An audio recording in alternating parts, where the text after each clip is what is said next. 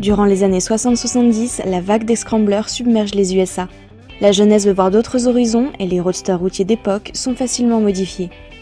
Ce phénomène sera vite récupéré par les constructeurs qui ajoutent des versions scrambler à leur catalogue. Honda, en pleine conquête du marché US, décline une gamme complète dont le sommet est la CL 450. Pour faire un scrambler, il faut une sportive de route. Chez Honda, c'est la CB 450, surnommée Black Bomber. Première machine de série à afficher 100 chevaux au litre, la CB 450 est un monument technique.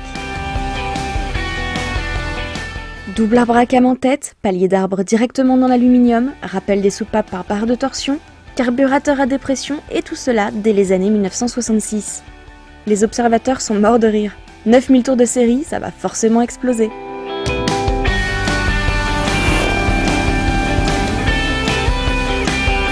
Là, 39 000 là. Ça marche fort hein, quand même, hein. Vraiment. Ça repart à 2000 tours avec une facilité déconcertante. Donc il a tous les registres, hein, souplesse, onctuosité, rage dans les tours. La boîte est pas mal. En 72 là on a une boîte 5 rapports. La moto est arrivée au début de sa carrière avec 4 vitesses seulement.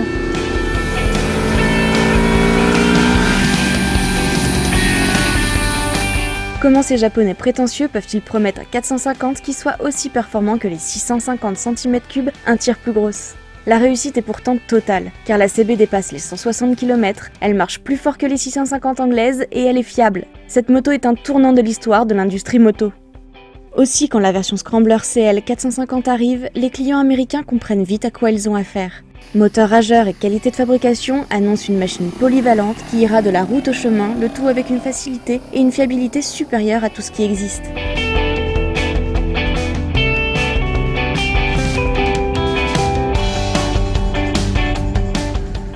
Une des icônes des scramblers des années 70, la 450 Honda. Bicylindre 4 temps, 450, une très belle ligne d'échappement chromée sur le côté, un guidon relevé, des pneus à crampons. Qu'est-ce que cette moto est sympa. La position est assez naturelle, hein. La selle est basse, on a des commandes qui sont encore aujourd'hui très agréables à utiliser, même si la moto a vieilli sur certains points. Voilà, le freinage est loin des standards qu'on a à l'heure actuelle, mais, je dis bien mais tout de suite, dans le cadre où on peut acheter un 450 Scrambler pour balader sur des chemins, se faire des petites routes le week-end, aller en ville, bosser dans la semaine et tout, franchement, c'est une moto qui est super agréable, qui est tout à fait utilisable au quotidien.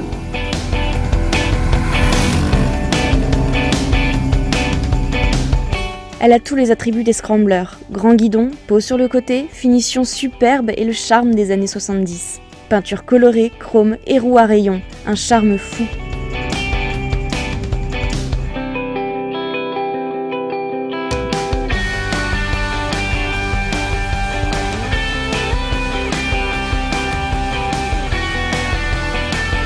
Si aujourd'hui le phénomène scrambler est remis à la mode pour rouler cool, il prend déjà toute sa dimension dynamique quand on essaye l'ultra étonnante 450 Honda.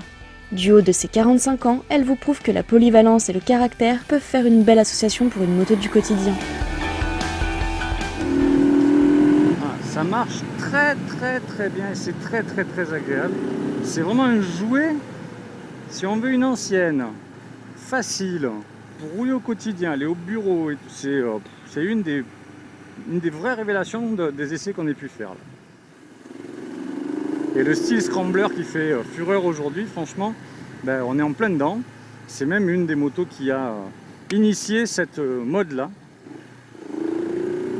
Moi, c'est le moteur qui m'a... Oh, j'adore ce moteur.